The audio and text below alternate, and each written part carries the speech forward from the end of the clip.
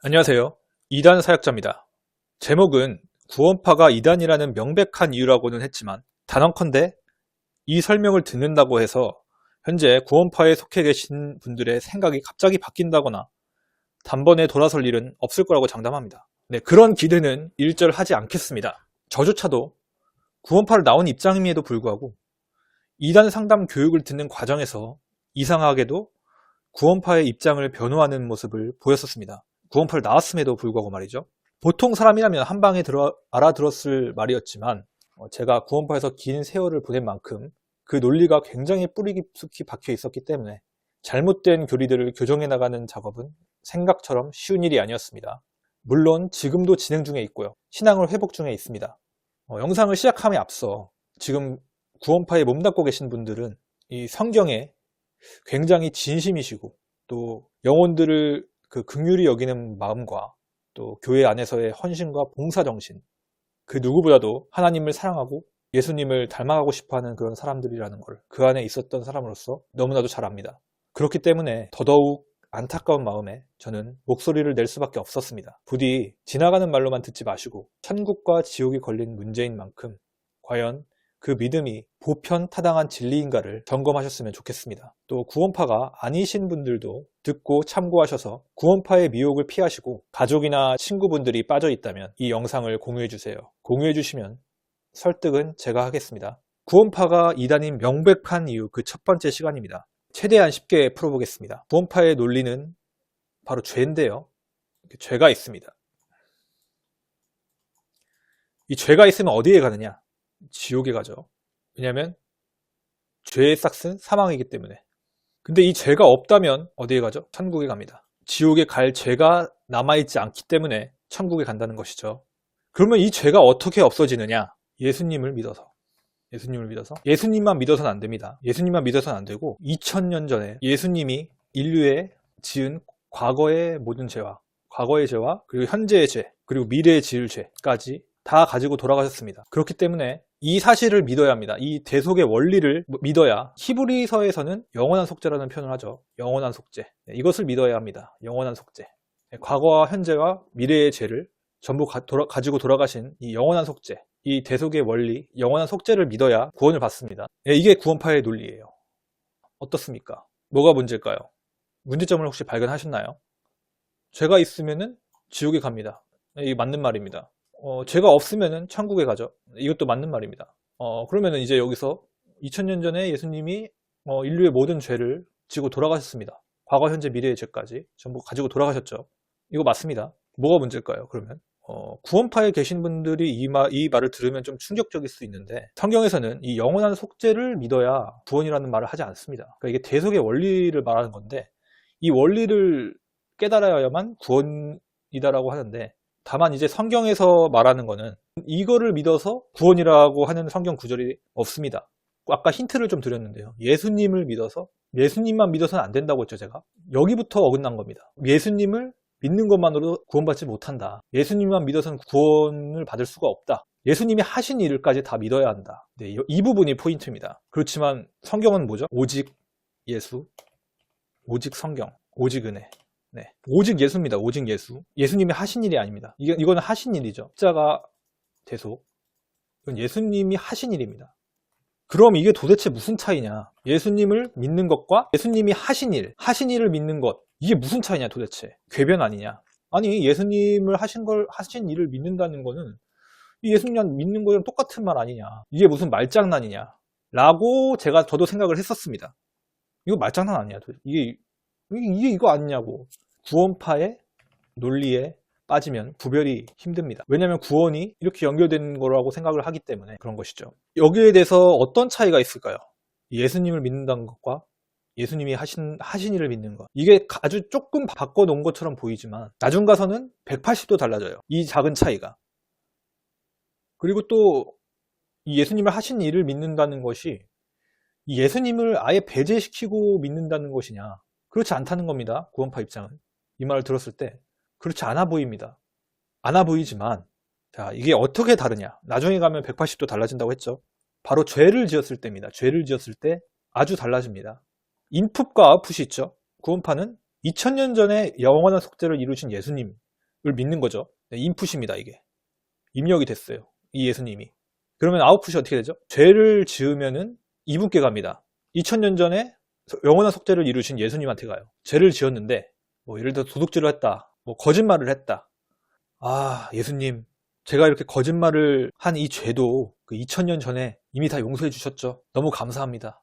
죄를 짓고 감사를 하게 됩니다. 죄를 지었는데 감사를 하게 돼요. 그래서 여기서 죄책감이 드는 것이 오히려 이상해집니다. 왜냐하면 이미 2000년 전에 예수님이 다 지고 돌아가셨는데, 그러면 죄가 없는 상태가 되는 거죠. 죄를 지었어도 죄가 없는 상태입니다. 그래서 이 죄책감을 갖는다는 거는 죄가 아직 남아있는 상태, 이 죄책감이 드는 상황이, 죄책감이 왜 느껴요? 죄가 있기 때문에 죄책감을 느끼잖아요. 근데 죄가 없는 상태라는 그런 인지 부조화가 생깁니다. 죄책감을 갖는다는 건 인지 부조화가 생기는 거예요. 이 구원파의 교리상. 그래서 죄를 지어도 2000년 전 십자가 예수님을 바라보며 감사하게 됩니다. 이게 아주 편리한 생각이죠. 아주 쉽고, 뭐 통성 기도하고, 뭐 새벽 기도하고, 울며 불며 뭐 용서해달라고 하는 뭐 정통 교인들을 보면 저 사람들 저거 구원을 못 받아가지고 용서해달라고 저러는 거다. 이거 통성 기도, 이거 회개 기도, 새벽 기도 하는 이유가 저 사람들은 구원을 못 받아서, 죄가 있어서, 지옥 갈 죄죠. 지옥 갈 죄가 있어서 용서해달라고 비는 거다. 어리석다. 이미 2000년 전에 다 지고 돌아가셨는데 세상 죄를 지고 가는 하나님의 어린 양을 믿지 않기 때문에 저러는 거다. 이렇게 됩니다. 왜냐하면 구원파의 논리가 용서받을 죄가 아직 남아있다면 지옥이니까. 그래서 죄를 지어도 통회하고 다시 죄를 떠나서 예수님을 붙들려는 노력보다는 감사하게 되고 또 감사하게 됩니다.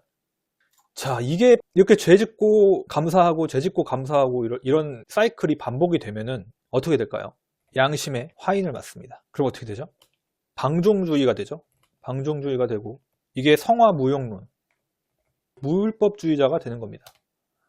물론 가르치기로는 죄 짓지 말고 의롭게 살아라, 신앙생활하면서 이방인들처럼 막 살 수는 없는 것이다, 하나님이 그렇게 두지 않을 거다, 막 살면 징계를 주실 거다, 이건 맞는 가르침이죠. 그런데 여기서 자백만 하고 회개는 하지 않아도 된다, 회개할 필요가 없다라고 합니다. 회개할 필요가 없다. 회개는 구원받을 때 단회적으로 한 번만 하면 된다, 이렇습니다. 그리고 구원을 받고 짓는 죄들은 이미 영원한 속죄로 없어졌기 때문에 반복적인 회개를 한다는 것은 죄가 남아있기 때문에 하는 것이기 때문에 해서는 안 된다 라는 가르침이 있습니다. 물론 생말씀 같은 경우에는 좀 정통 교리를 좀 어느 정도 흡수해서 요즘에는 회개를 한다고는 합니다. 그러면은 죄가 있다는 거에 대해서 또 인정을 해야 돼요. 회개를 하면서 죄를 지었다고. 뭔가 인지 부조화가 생기겠죠. 자, 그렇다면 올바른 성경적인 시각은 어떠냐? 자, 인풋, 이 영원한 속죄를 이루신 대속의 그 사역을 하신 예수님이 아니라 지금도 살아계신 예수님, 그때 부활 승천하시고 지금도 살아계신 예수님을 믿습니다. 이런 분들은 이제 죄를 지었을 때 자백을 하는 것뿐 아니라 자백을 동반한 회개를 합니다. 내 마음의 주인으로 모신 나의 왕 예수님, 잘못했습니다. 다시 예수님의 뜻대로 살 힘을 저에게 주세요. 나약한 저를 불쌍히 여겨주세요. 이런 반성함과 함께 잘못된 길에서 다시 돌아서 예수님을 향해서 돌이키는 것이 바로 회개죠. 이런 회개를 하게 됩니다. 결국 인풋과 아웃풋이 이렇게 차이가 나요. 그 예수님을 대하는 그 마음 자세. 이쪽 믿음은 굉장히 실리적이라는 생각이 듭니다. 실제로 이익이 되는 것, 그것만 믿는 거죠. 되게 실리적이고 편리하고 여기서 이제 해방감을 느낍니다. 자, 그럼 이 인풋 값이 어디가 옳으냐? 어쨌든 똑같은 예수님이 아니냐? 정말 많이 헷갈릴 수 있는데요. 아웃풋으로 인해 이렇게 차이점이 드러났죠. 자, 로마서 3장 22절을 보면 예수 그리스도를 믿음으로 이렇게 의롭다 칭함을 받는다는 거죠. 예수 그리스도가 한 일을 믿음으로가 아니라. 자, 왜 구원파의 구원은 구원에 미치지 못하는가? 그러니까 이것만 믿는 거예요. 이거를 믿는 거예요. 지금 이거를 믿는 건데, 이거를 믿으니까 이게 이렇게 믿는 거라고 지금 생각을 하는 거예요, 구원파 사람들은.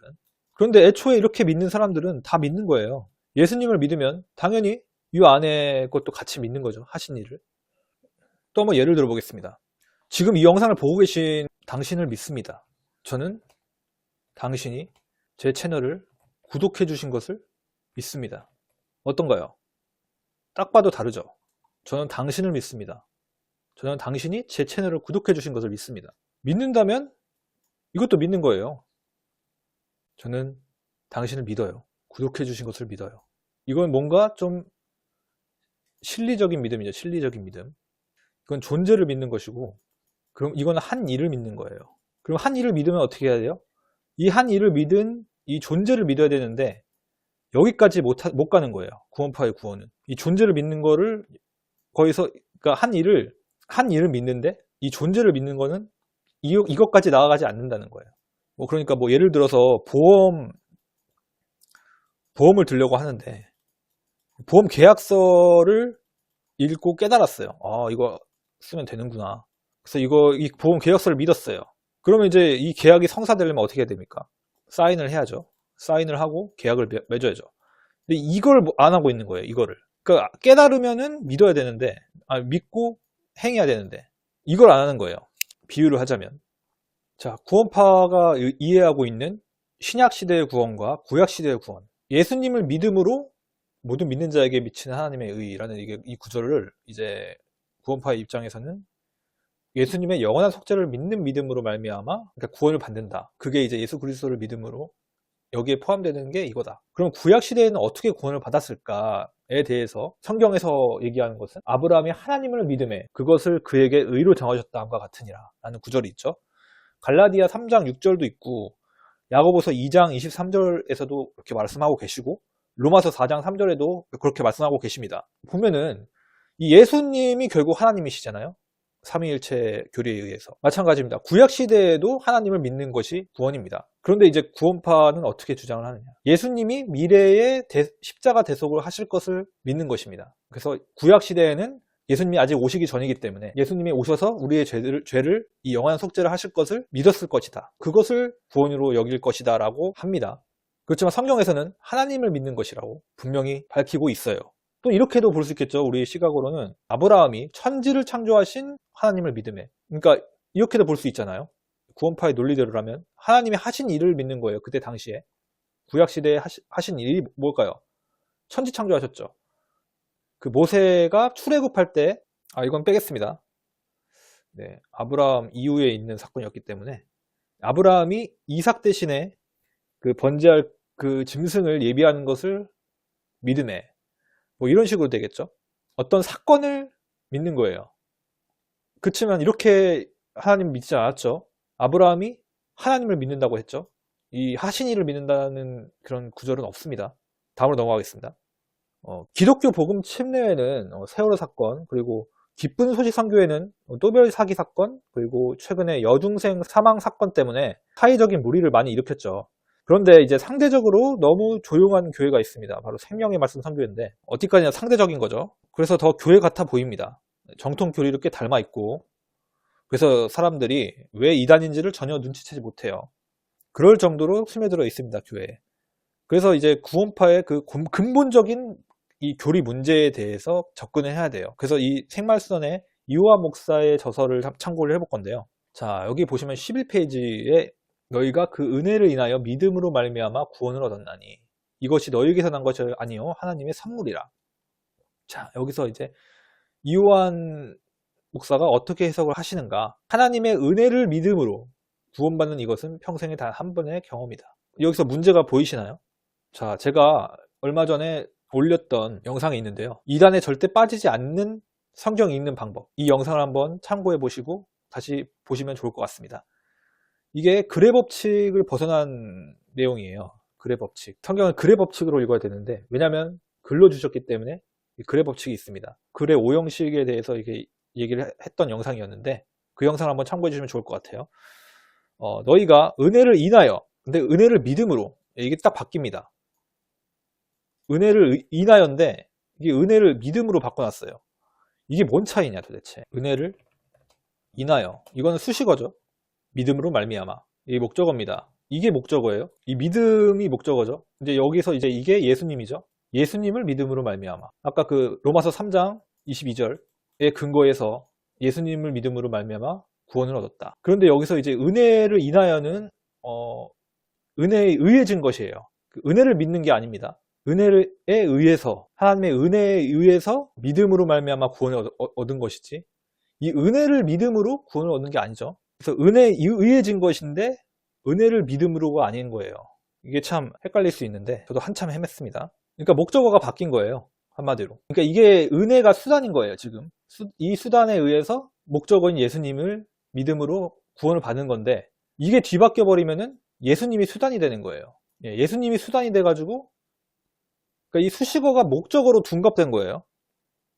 그러니까 우리의 구원을 위해서, 지금 구원을 위해서 예수님이 수단이 되었다. 은혜가 수단인데 예수님이 수단이 되었다. 이게 엄청난 차이를 불러일으킵니다. 아까도 말씀드렸다시피 회개를 안 하게 되고, 이 인풋이 잘못됐으니까 아웃풋이 잘못된 방향으로 나오게 되는 거죠. 제가 여기까지 이렇게 설명을 했어도 아마 받아들이기 힘드실 거예요. 저도 그랬고, 이건 진짜 그냥 뭐 말도 안 되는 거 꼬투리 잡아가지고, 지금 사서한 거, 말실수한 거 하나 꼬투리 잡아가지고 말도 안 되는 비판을 하는 것이다. 분명 이런 반응을 저는 예상을 합니다. 이 자식 이거 뭐 모임을 떠나서 아주 그냥 가룟유다가 되기로 마음먹었구나. 복음을 지금 팔고 있구나. 마귀한테 속아서. 뭐 이런 생각을 분명히 할 거라고 생각을 합니다. 나간 사람에 대해서 그런 대접을 했다는 것 자체도 저는 그 안에서 이미 알고 있었고, 그렇지만 양심이 있다면 구원파의 교리가 뭔가 문제가 있지 않을까라는 그런 의구심은 다들 마음 한켠에는 갖고 있을 거라고 저는 생각합니다. 양심이 있다면 불현듯 그런 생각이 들 겁니다. 의식하지 않더라도 무의식적으로 이건 좀 뭔가 이상한데? 라는 그런 의구심을 좀 가졌을 거예요. 누구라도. 양심만 있다면요. 그래서 그분들이 부디 올바른 교회로 돌아왔으면 좋겠다는 생각을 하고요. 제가 그 가이드라인이 되었으면 좋겠습니다. 감사합니다.